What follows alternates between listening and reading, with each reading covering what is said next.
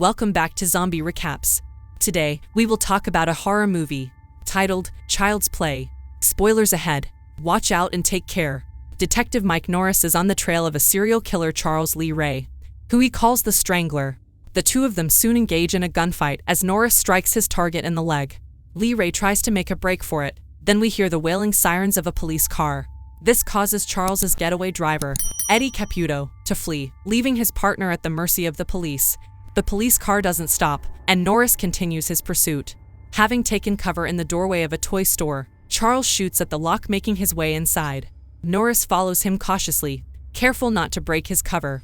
Inside the store, more shots are fired and the police officer fatally wounds his target. Aware that he is about to die, Charles begins speaking in tongues. He grabs a nearby good guy doll, aiming to transfer his life into the toy. Continuing a Haitian chant, the sky breaks out into a thunderous storm. Then a huge bolt of lighting smashes through the roof of the shop. It creates an explosion that devastates the building, sending the cop flying across the room. Picking himself up, he stumbles over to see the corpse of the Strangler and the doll lying next to him. In the next scene, we observe 6-year-old Andy making a messy breakfast for his mother, Karen Barclay. As he prepares breakfast, the TV is on in the background. While he is waiting for the toast, Andy catches sight of an advertisement for a good guy doll and is enamored by it. He then continues finishing the meal, carrying it on a tray to his mother's bedside. As she awakens, we learn that it is Andy's birthday. She celebrates the occasion by giving him hugs and kisses. Soon Andy begins to unwrap his gifts. The first he opens is the biggest box, but is disappointed to find ill-fitting clothes inside. Next, he opens a smaller package containing a set of toy tools, including a saw and a hammer. He then begs his mother for a good guy doll, and she seems to give in to his desire. Later in the day, Karen is at work in a department store. She begins talking to her best friend Maggie about the good guy doll that Andy is asking for. Even though they should stay at work, Maggie persuades Karen to go and make the purchase from the peddler. Outside, the two ladies haggle with the homeless man selling toys. He initially asks for $50, but they negotiate for $30. Maggie feels slighted with the price. She then asks if the doll is stolen, but the unfriendly man responds with aggression. They then walk away with their new purchase. Upon returning to the store, Karen's boss is sitting there waiting. He is angry that she left her position as it wasn't her break time. He then forces her into covering a shift later that evening, threatening her with being fired if she refuses. Karen is reluctant, because it is her son's birthday, but Maggie then offers to babysit. During a break between her shifts, Karen returns home with the doll, giving it to Andy. He is delighted with the present and begins to play with it. He introduces himself to the doll and it responds. The doll's name is Chucky. The two continue to play late into the evening under Maggie's watchful eye. Chucky seems distracted by the 9 o'clock news, which Andy takes notice of. As Andy is told to get ready for bed, he tells Maggie that Chucky wants to watch the news. She turns the TV off, taking the two of them to Andy's room. As Andy is brushing his teeth, Maggie suddenly hears the TV has been turned back on. She enters the living room, finding Chucky seated watching the news. She returns Chucky to Andy's room and scolds Andy for not listening to her. Andy denies any wrongdoing. With Andy tucked in bed, Maggie continues tidying up around the apartment. She soon becomes disconcerted by strange noises she hears around the house. When Karen calls asking about their evening, Maggie expresses her concerns over the noises she's been hearing. When she returns to the kitchen, she finds that flour has been poured onto the floor. As she begins sweeping up the flour, she hears a noise behind a plant. She steps over to investigate, but turns around abruptly when she feels a presence behind her. She is struck on the forehead with a toy hammer, causing her to fall backwards through a window. Maggie plummets to her death, coming to a rest on a vehicle below. When Karen gets home, she sees that her building has been cordoned off and emergency response teams are on the scene. She pushes through the cordon and rushes to her apartment. She enters in a panic, looking everywhere for Andy. Fortunately, she finds that he is safe, but she quickly learns about Maggie's fate. Detective Norris and his partner Jack interview the two of them. Norris quickly suspects Andy of involvement as the shoes he is wearing match those of the footprints found at the scene. As they are leaving, Andy notices flour on the soles of Chucky's shoes, which are the same as his. Andy runs out, telling his mother as well as the detectives that Chucky did it, but they don't believe him 1 ounce. Back in Andy's room, Andy tells his mom that Chucky has been talking to him. Chucky has told him that his real name is Charles Lee Ray and that Maggie deserved what happened to her. Karen is shocked by this and is clearly upset with this story. Realizing his mother isn't having it, Andy apologizes, telling her that he won't make up any further stories. Karen invites Andy to sleep with her, but he declines, telling her that he has Chucky. The next morning, Karen drops Andy at school, who is continuously clutching onto Chucky. As she departs, Andy exits the school building. He then heads for the metro station, catching a train. As the train moves along, Chucky is whispering something to Andy. The two of them get off in a rundown part of town and begin walking towards a derelict building. Andy stops to pee near some rubbish, placing Chucky on a rocking chair.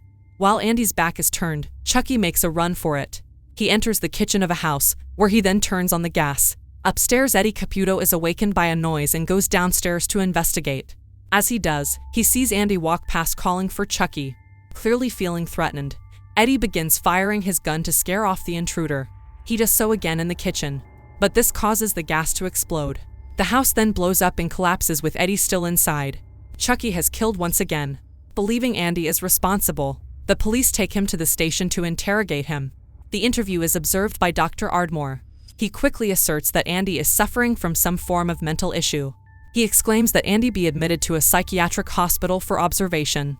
Back at home, Karen picks up the good guy doll case as a pair of batteries fall out. Concerned by this discovery, she picks up Chucky, opening his back, then discovers that he has been moving and responding without a source of power. Chucky reacts to this, breaking her clasp on him. He then begins to verbally attack her. During the altercation, he bites her arm, leaving a clear, open wound. She flees in a taxi to find Mike Norris, but he is dismissive of her story. She then decides to go and confront the peddler, against the policeman's advice. The peddler refuses to talk to her, and instead assaults her. Norris, who has followed her, interjects. During the conversation that follows, he tells Karen a story about the toy shop and how he had killed Charles Lee Ray inside of it. The detective's first encounter with Chucky occurs in his car, after dropping Karen off at home. Chucky appears out of nowhere and attempts to strangle Norris. Norris is able to free himself, using the car's cigarette lighter to burn Chucky on his temple. Unscathed, Chucky then attempts stabbing Norris through his seat but is again unsuccessful. Finally, Chucky climbs into the footwell, pushing the accelerator, causing the vehicle to crash. Trapped in his flipped car, Norris now seems at the mercy of the doll. However, he draws his weapon and is able to keep Chucky at bay. He also manages to shoot and wound him. Chucky, realizing that he can indeed be injured, confronts a voodoo master, Dr. John Bishop. We then learn that Charles Lee Ray had also learned how to use black magic from the bishop. Using a voodoo doll, he breaks Bishop's leg and his arm, leaving him writhing in agony. Though initially reluctant to help, the pain leads Bishop to reveal that Lee Ray can become a human. He can only do this if he occupies the body of the person in which he first revealed himself to. Chucky kills Bishop and heads off in search of Andy. From his cell, Andy sees Chucky climbing some steps outside. He yells for the doctor's assistance, begging him for help. His cries go unheard. Chucky steals the keys and enters the cell. Andy then manages to escape, trying to hide in an operation room, but Chucky finds him. Hearing a disturbance, the doctor goes to investigate. He is stabbed in the leg by Chucky and then electrocuted, becoming Chucky's next victim. Knowing that he will be suspected of the killing, Andy escapes. He returns home and tries to barricade himself inside.